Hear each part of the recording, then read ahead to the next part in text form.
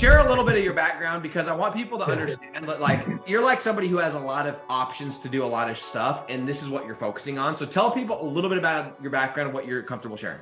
I guess I've been in software consulting for 10, 11 years, so a little bit over a decade. That's kind of my bread and butter. I told you from before, I own or manage 7 companies. So really taking systems and technology and marrying those is kind of like a gift for me. It's what I get excited about. So in all of my companies, I don't do anything crazy. I don't try to be the expert in, I got a logistics company, got a partial owner construction company, got an acquisition company, like all sorts of different companies. I don't try to be an expert in everything. I just try to do what I'm really good at, apply to these different areas and just solve problems. I'm not going back to your childhood, but are you somebody, you got like a Ivy League degree or what's that? I actually don't know. I'm not setting you up for an answer. I don't know if you went to college or anything like that. Yeah, so I actually grew up like extremely poor. Like at one point, there was 8 of us living in a 2-bedroom rundown trailer, living off my grandparents' disability checks. So I just knew I was never gonna go back there. I'm first gen high school. So like my mom and dad, neither of them finished high school, let alone I'm first gen college. Got to college, got an applied mathematics degree, had 2 majors and a minor. And the only reason why I did all of that is because I literally didn't have a place to go back home to. So every single break, Christmas break, summer break, I just took more classes so I can get more loans and stay on campus. You know what I mean?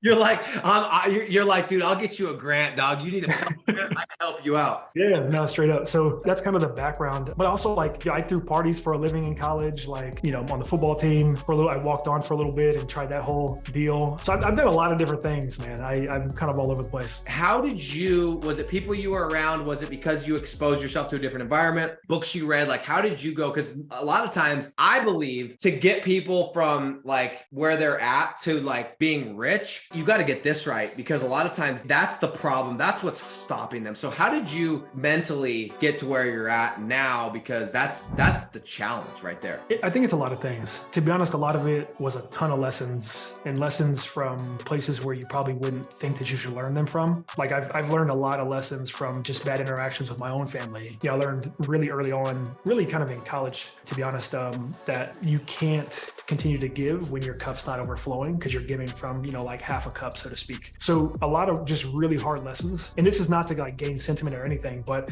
I was pledging for my fraternity. I was taking 18 hours and I was driving from San Marcos to San Antonio every day to take my little brother and sister to school because they didn't have anybody to do it. So I was on like 2, 3, maybe 4 hours of sleep every single day while like doing all these other things, while being a math major, you know what I mean? And like having a job and all that other kind of stuff. I think that a lot of my stuff was just at a, like mentally in a sense of I have no other option. So I've got to kind of break the mold to be this character for these individuals because I don't have an option and they need somebody. But then above and beyond that, I always looked at what other people are doing good or what they're doing bad. And I never wanted to do the bad, and I always wanted to do the good. You strike me as a very practical and like resourceful, but very practical guy. Like you're the type of person that would hear one sentence of a podcast and you would go apply that for the next 3 months. Whereas a lot of people, they'll like, oh, I'm going to listen to 20 podcasts this month, and they don't do anything different. Anyway, let's jump into this, bro. So what attracted you to this model, dude? Like, what was it that like, or I guess, yeah, what was it that just jumped out at you? Was it the scalability? Was it the asset-based piece of it? What was it about this business model that really spoke to you when you first discovered it? So it's almost like limitless scalability for one. In my mind, I feel that way just because I feel like I can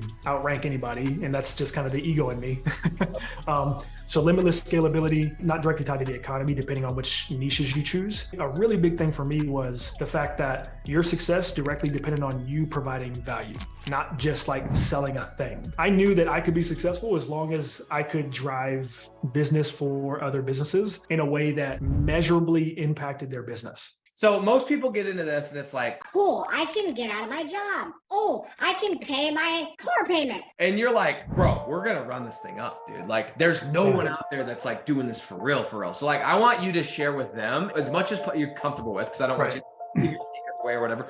But like, how are you looking at this? Because you're looking at this from such a bigger level. Yeah, you did 15K in 90 days, which is incredible. But like to you, you're like, yeah, that's because that's just part of where I'm going. That's not like, oh, I made it. It's just like, you're just doing it. And this is what I think is so cool, dude. You have so many opportunities. You have such a cool network because of these different things you've done and the skill set that you have. Yet this is where you're spending a lot of your time, energy, and attention on this model, which I think speaks volumes to this model. So if you would share a little bit bit about how you're looking at rank and rent. Share a little bit about that. So just real quick, I don't think I answered the second piece of your other question. I guess the reason why I was so attracted to the way you do it is because you condense the timelines. So I'm always looking at condensing timelines, whether it's information, business models, whatever. And the fact that you front face the lead generation with ads it's astounding, because in previous models and almost everything else I've seen, PPC is not new, but DRE with PPC is something that was foreign to me. So if I can take what is usually a 4 to 7 month time frame and condense that to a week, and right now for almost all of my sites, I get them rented on average within 3 weeks. If I can take and condense that and test an area and not have to wait 6 months and order all my backlinks and do all my Google My Business profile, optimize, like all of the nonsense, test an area and then build it out after I find out there's interest in that area. To me, it's like, that was so exciting. It wasn't even funny.